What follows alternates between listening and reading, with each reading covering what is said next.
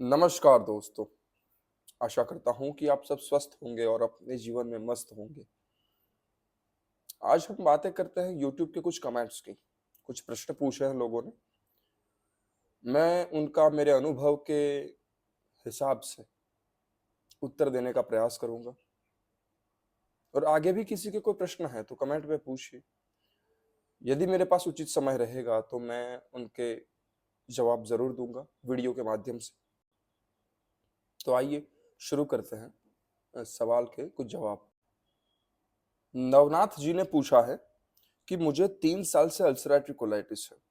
मेरे सिम्पटम्स है पतले दस्त और ब्लीडिंग और दस्त के साथ छोटे-छोटे मांस के टुकड़े आते हैं। देखिए, पहले तो नवनाथ जी और अन्य दर्शक मित्रों से ये बात क्लियर क्लियर कर देना चाहता हूँ कि कोलाइटिस में मांस के टुकड़े आना ये कभी मैंने भी सुना नहीं और मेरे अनुभव में भी नहीं है। कोलाइटिस में होता क्या है, जब इंटेस्टाइन ब्लीडिंग होती है, आंतों के अंदर जब ब्लीडिंग होती है, खून निकलता है आंतों में, तो खून का एक अपना स्वभाव है कि जब वो अपना रूट छोड़ता है, यानी कि अपने वेन्स में जिस जगह उसका प्रवाह होता है, उस प्रवाह से हटकर कहीं से बाहर निकलता है, अल्सर में से या कहीं से भी, तो नेचुरल प्रोसेस है, वो थक्के जमा देता है, क्लॉट जमा देता है। तो हाँ, शायद आपने दस्त के साथ क्लॉट्स देखे होंगे खून के, डार्क रेडिश हो गए बहुत ही। तो उसकी वजह से आपको ऐसा लगा होगा कि ये मांस के टुकड़े टूट के आते हैं, क्योंकि मैंने भी नहीं पढ़ा या कहीं सुना नहीं या मेरे अनुभव में भी नहीं। हालांकि मैं कोलाइटिस में 12 या 15 बार या कभी-कभी 20 बार टॉयलेट जाता था, पर मेरे अनुभव में ऐसा नहीं। हाँ, ब्लड क्लॉट आए हैं, ब्लड क्लॉट्स आए हैं, फ्रेश ब्लीडिंग आई है, म्यूकस आता है, अनडाइजेस्टेड फूड आता है, ये सब आता है। पर आप जो कह रहे हैं, शायद आप सच भी हो, पर मेरे अनुभव में ऐसा नहीं। अगर ऐसी कोई दिक्कत है तो आप किसी डॉक्टर का परामर्श लें, किसी अच्छी जगह पे जांच कराएं। और आपका क्या कहना है कि मुझे 3 साल से कोलाइटिस है।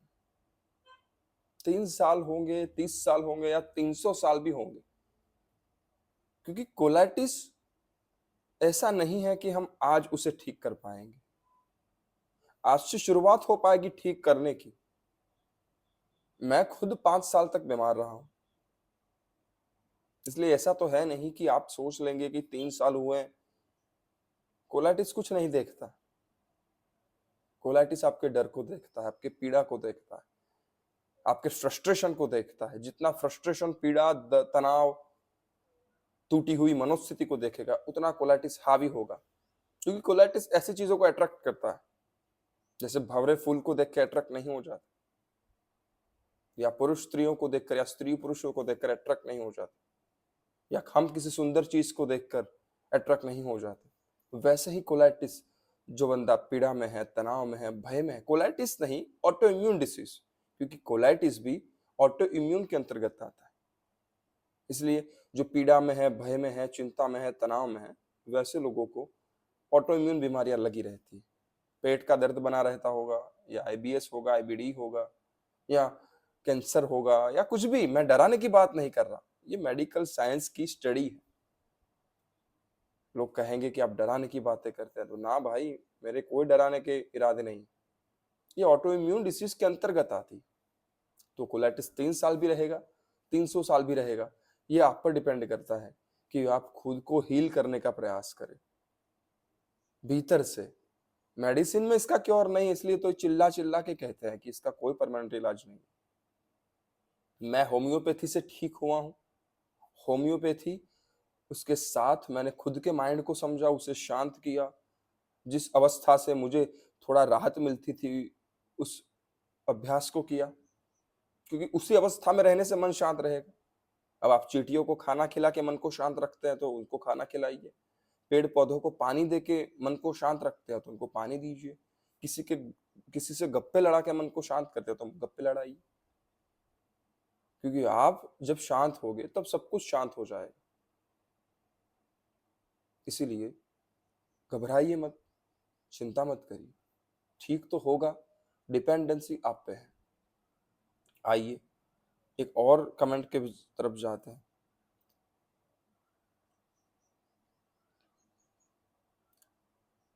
राजविभा गुप्ता जी का कहना है कि भाई साहब आप ना होते तो जीवन बर्बाद हो जाता मेरा। ये तो आपका बड़प्पन है कि आप ऐसा कह रहे हैं कि आप ना होते तो जीवन बर्बाद हो जाता मेरा। देखिए, मेरे होने या ना होने से आपके ठीक होने की मात्रा में कोई फर्क नहीं पड़ेगा। यदि मैं अगले ही सेकंड में मर जाता हूं तो भी आपके ठीक होने की संभावना 100% बनी हुई है। मेरी मेरी वजह से आप ठीक नहीं होंगे। आपके भीतर ठीक होने की पूर्ण संभावनाएं मौजूद हैं, उस बेसिस पे आप ठीक होंगे। इसलिए मैं आपका धन्यवाद कहना चाहता हूं कि आप अहोभागी हैं कि आप समझ पा रहे हैं कि ठीक भी हुआ जाता है। इसलिए आप स्वीकार करें कि हम इस बीमारी से बाहर भी निकलेंगे, आगे भी जाएंगे और लोगों को प्रेरणा भी देंगे कि भाई निकल सकते हैं, चिंता की कोई बात नहीं।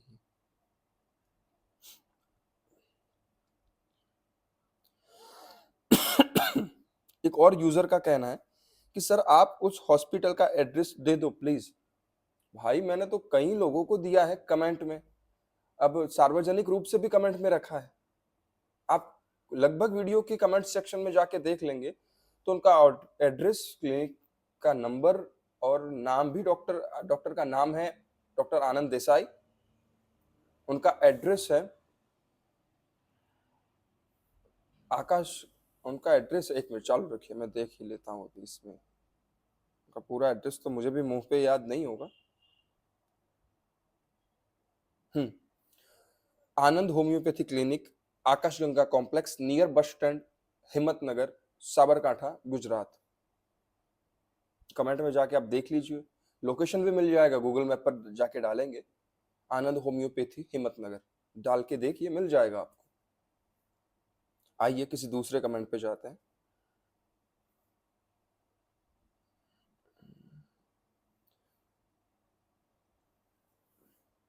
एक और यूजर का कहना है कि सर प्लीज रिप्ले मेरा दीजिए, लोअर लेफ्ट साइड अब्डोमिनल में हल्का डिस्कम्फर्ट लगता है और कभी कभी मॉर्निंग में 2 टाइम टॉयलेट जाना पड़ता है। नो ब्लड, ब्लड भी नहीं आता। क्या ये आईबीएस या आईबीडी है? क्या करूं? देखिए, lower left side abdominal pain यानी कि इधर होता है, नाभि के लगभग पास में। तो ये लोअर अब्डोमिनल पेन होता है, उसका प्रमुख कारण यही है कि डाइजेशन वीक होने की वजह से गड़बड़ियां शुरू हो जाती है। और डाइजेशन वीक होने के प्रमुख कारण यही है कि अनिद्रा, स्ट्रेसेस, ओवर थिंकिंग, ये सारे फिर तो माइंड के तौर, ये फिजिकल सिम्टम्स फिर मेंटल सिम्टम्स में कन्वर्ट, मेंटल से फिजिकल पे आते हैं, फिजिकल से फिर आप बीमार पड़ते हैं, और रिवर्स में जाएंगे तो बीमारी फिजिकल, फिजिकल से माइंड। तो हाँ, आप कह सकते हैं कि आईबीडी भी है, आईबीएस भी है, कोलाइटिस भी है, या कुछ नहीं है, क्योंकि आप अभी सिर्फ शरीर की भाषा को समझना चाहते हैं।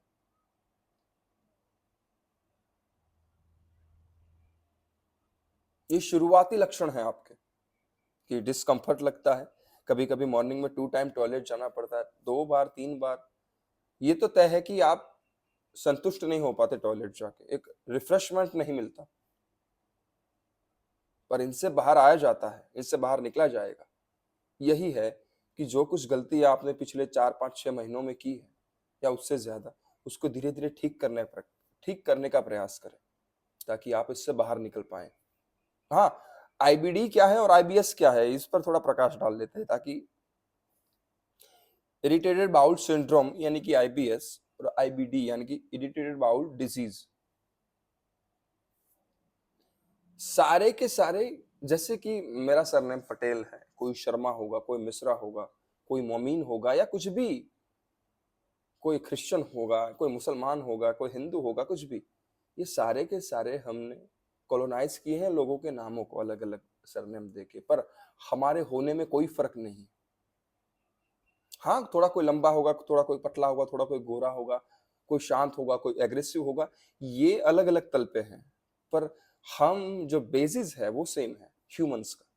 वैसे ही IBD, IBS, Crohn's, ulcerative colitis, ये सारे के सारे एक ही कॉलोनी की डिजीज है, एक ही सिम्टम्स, एक ही लेवल के डिसीज है या एक ही नाम के डिसीज है।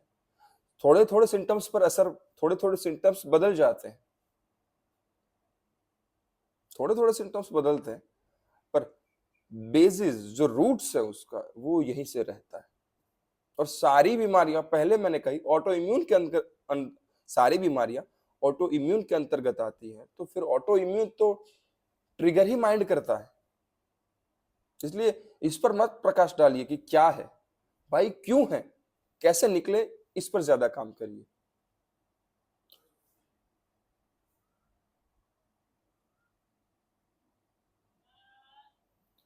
एक और मित्र का, अंकित गुप्ता जी का कहना है कि भाई मेरे को भी अल्सरेटिव कोलाइटिस है और मैं 4 साल से परेशान हूँ, मेडिसिन लेता हूँ, सही रहता हूँ, कभी कभी ब्लड आ जाता है, मेरा एज भी अभी 17 साल का है, घर वाले भी परेशान रहते हैं, आप मेरी मदद करें।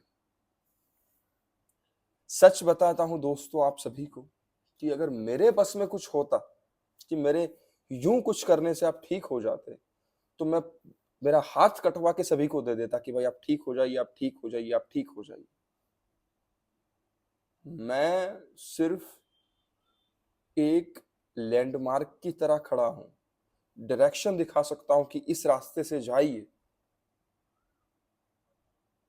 बहुत से बहुत अगर मेरे पास पैसे रहेंगे ज्यादा, तो मैं एक आश्रम जैसा बनाने का प्रयास करूंगा कि जहां लोग आकर ढल सके एक योग्य एटमोस्फियर में।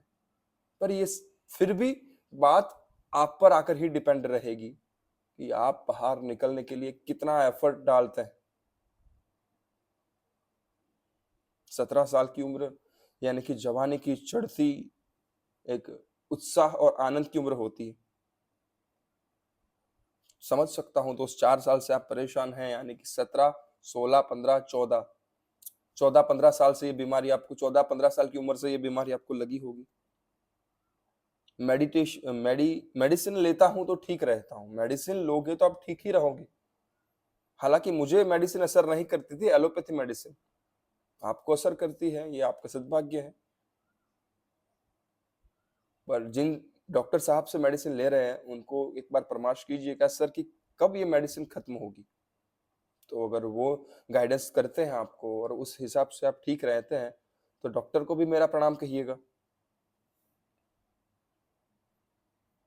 घर वाले भी परेशान रहते हैं, बिल्कुल होंगे, घर वाले परेशान अवश्य होंगे, क्योंकि भाई छोटे से बीज में से 17 साल का एक बड़ा सा वृक्ष तैयार किया है उन्होंने।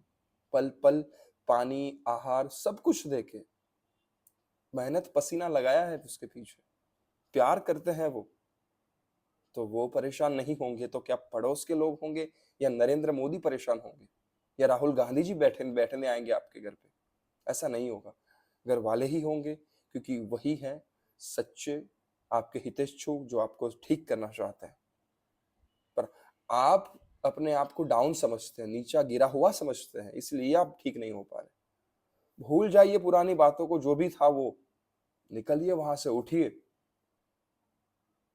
ठान लीजिए, संकल्प करिए प्रगाढ़ कि साला कुछ भी हो जाए, निकलना तो है ही। अपने मन को समझिए, अपने दिक्कतों को समझिए और बाहर आने का पूर्ण प्रयास करिए, क्योंकि मैं निकला हूं तो आप भी निकल सकते हैं।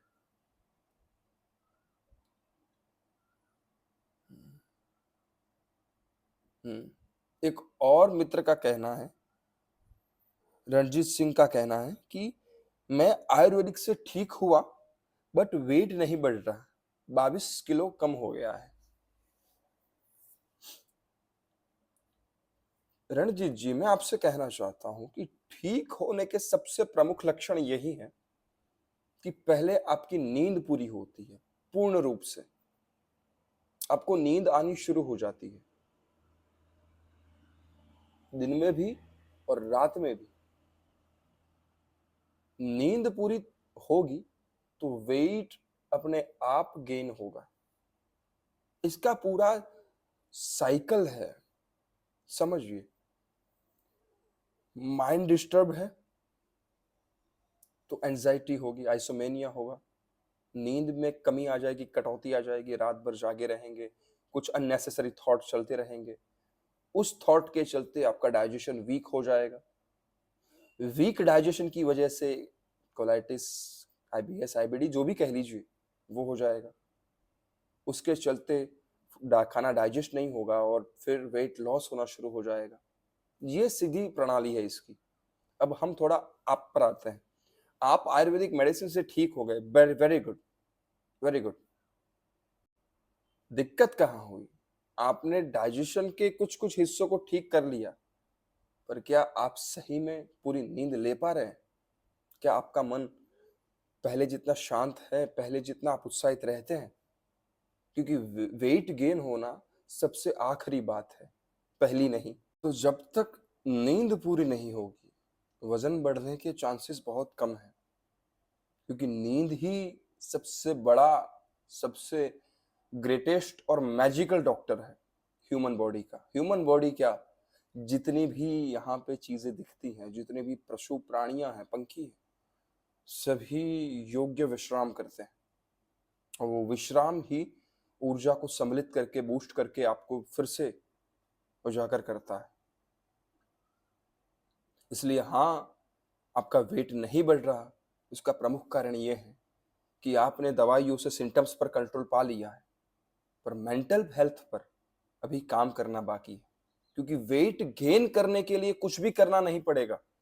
आप जब बच्चे थे, तब आपने कुछ स्पेशल नहीं किया था, या आपकी माता या पिता ने, आपके परिवारजनों ने कुछ स्पेशल नहीं किया था वेट गेन करने के लिए। वो नेचुरल प्रोसेस है